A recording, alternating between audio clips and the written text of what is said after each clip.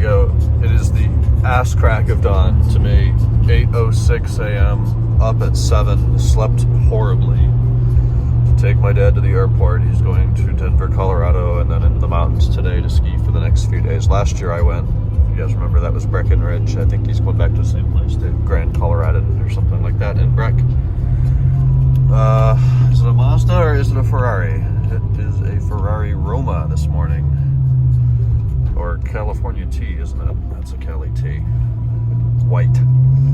So I'm gonna go home. If I could go back to bed, I would, but I can only get up once a day and go to sleep once a day. I don't have multiple cycles in me, so it's gonna be a busy one. We've got a guy coming down from Los Angeles today, Orange County or somewhere like that, for a yaw sensor, which is under the driver's seat, so that will be pleasant. And then plugs and coils. It's a 540 MTech, the one that was down a few weeks ago. All right, guys, we've made it to the shop. Friday, the 12th. Chilly today, 57, but the rain seems to be over there. Hopefully it doesn't rain more today. I got to get the gate open. MTech's going to be here in 15 minutes or so. I'm going to show you what the sticking point is on the E65. We're trying to remove the front upper timing cover, bank 2. Definitely leaking. Bank 1 is clean. Actually quite clean. It looks like it's been done before. Let's get some more lights on here. And there's a total of, I got a piece of cardboard here and kind of drew a little model of the timing cover. Those two big circles are holes for solenoids. What they do, I don't know. There's at least one more bolt in the bottom right corner here that is obscured. And it's way down there on top of the alternator. This is a water-cooled alternator in this car. The TIS instructions only mention the air-cooled alternator, which must be released, as they call it. So we've already slacked the belt. Slackened? Put some slack. We've disconnected the belt. I found the tensioner pulley, took it off of the water pump pulley there, and the alternator pulley as well. Let me turn the light on. Okay, this might be better. So right down there where it's really dirty, and on top of the alternator, actually see that hole that looks like something would thread into it right there in the middle of the screen? It's back beyond that, and I only have about an inch to fit a tool. So it's a simple 10mm bolt that's only down to 89 inch-pounds. And my smallest tool setup, what is this? This is my 10 and a ratchet. That is too thick. What is that, 1.25 inches, 1.5 inches? I need something that's only the width of the socket, you know, as the length of the socket to be able to drive it. So I'm really not sure how that's going to work. There aren't any smaller tools than that. You know, if I go up to 3/8, that's going to be the same deal. In fact, it's maybe a touch more plus the thickness of the ratchet.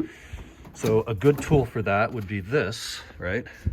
But that angle there is too obtuse. It would need to be more of a right angle. This hits the timing cover as I try to unscrew it, and then that pushes it back off the head of the bolt. So if I have the energy after the MTech today, I really don't know what the answer is going to be. I could go buy a really cheap socket and then just grind it down. Like I don't need that much depth in the well there. I could shave most of that down, and you could probably get away with shaving down the same amount here on the back. If I could get just the socket on there and then put vice grips on it, once it's broken free, they can turn out by hand.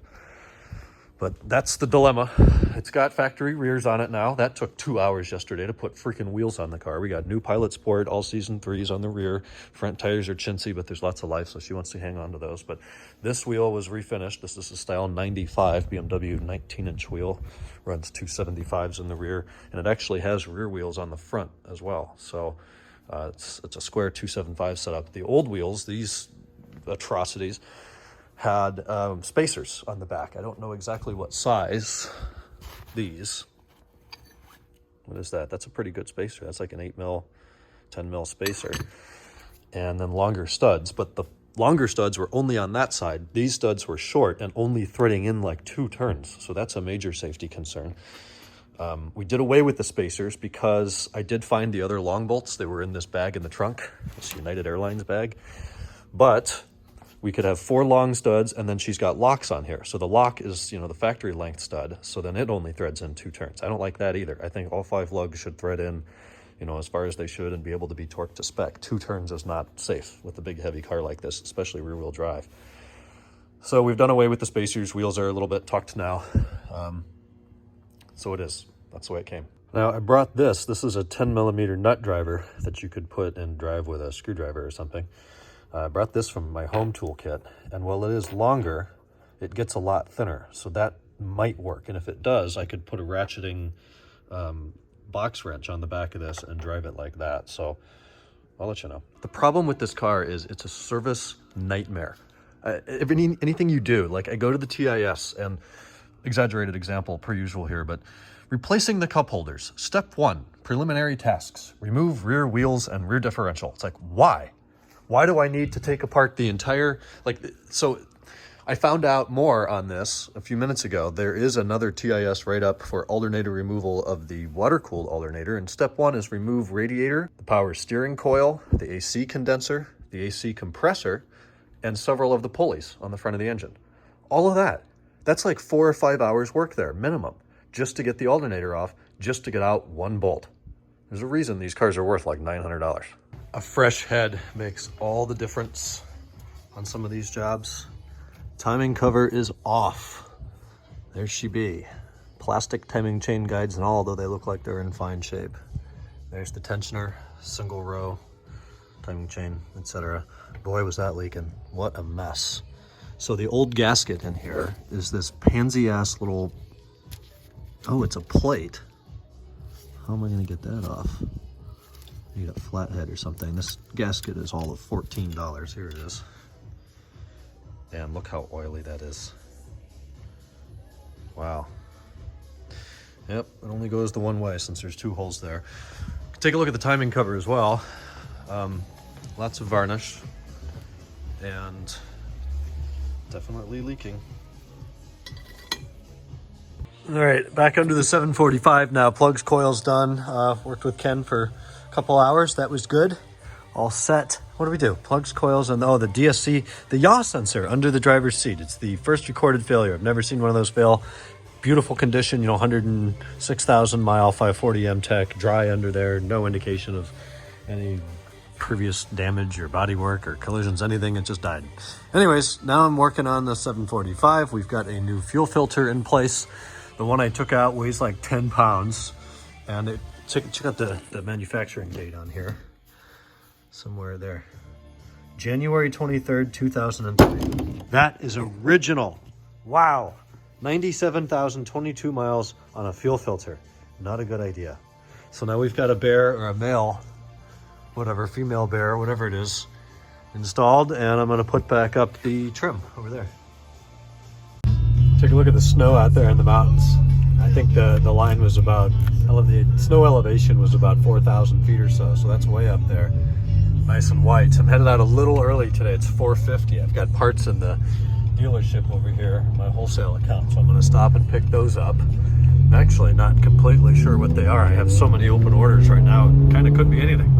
If it's anything fun, I'll show you. Okay, here's what we got. There's the upper timing cover seal that I took off today. I got some hoses that disintegrated for that 745. I got the air boot that this little nipple broke off of. I don't know what that does or why that's remotely necessary, but it broke off. 2 sealing elements for the eccentric shaft sensor.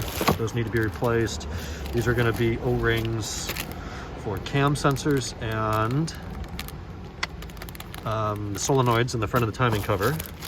Diff drain and fill plugs. Some sort of screws. Oh, these are for the parking brake on the E39. Those adjustment screws at the bottom. And then Torx ground screws that we rounded off because somebody way over torqued them. So all that, and then the most fun are 2 E39 M5 fender liners, because my customer keeps driving things over and wants to buy 2 of them, even though they're $329 a piece.